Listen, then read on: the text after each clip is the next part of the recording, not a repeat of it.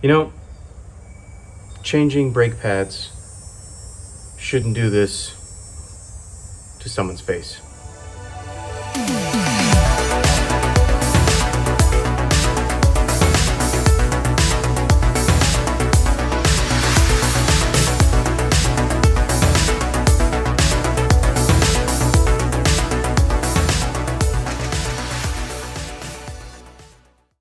I had replaced the front brakes on the Triumph at one point with a friend.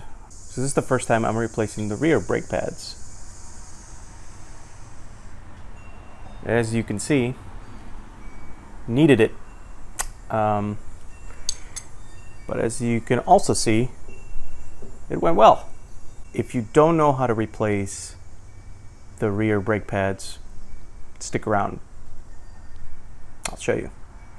Okay, so the first thing you're going to want to do is loosen the bolts for the pads themselves without obviously trying to crack a knuckle on your hand. It's going to be a little tight. So there's 2 bolts at the bottom there. Just tight. Just loosen them a little bit, and then proceed to loosening the bolts that hold the whole unit to the rotor. Loosen them up and take them out. Again, use the right tool because they're on there pretty tight, and you may crack a knuckle or cut yourself. So just be careful with that. Take the bolts out and place them somewhere where you're gonna remember where they are. As you're removing the unit from the rotor, just kind of rock it back and forth. It might be kind of stuck on there, so just rock it back and forth. And then at this point, you can now remove the bolts that were holding the brake pads together.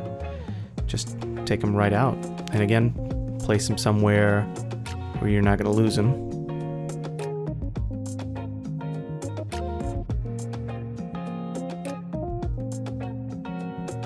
You can see that the old brake pads are now loose, so you can just go ahead and remove those and inspect them.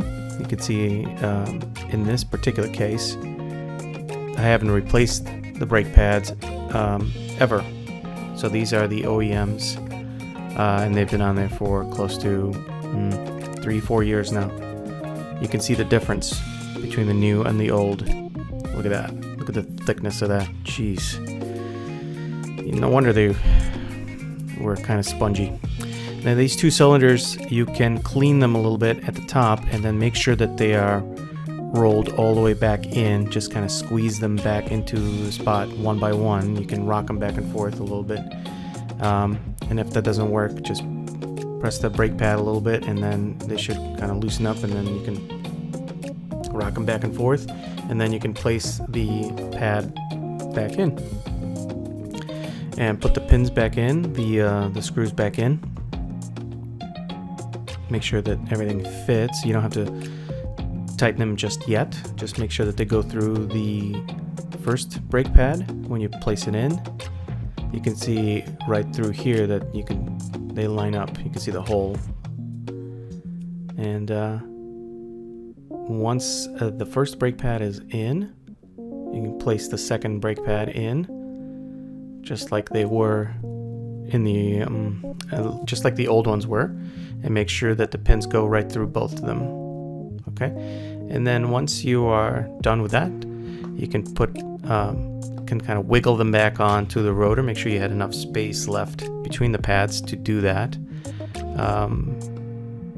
and then you can put one of the first bolts back in for the rotor to mount the unit back in.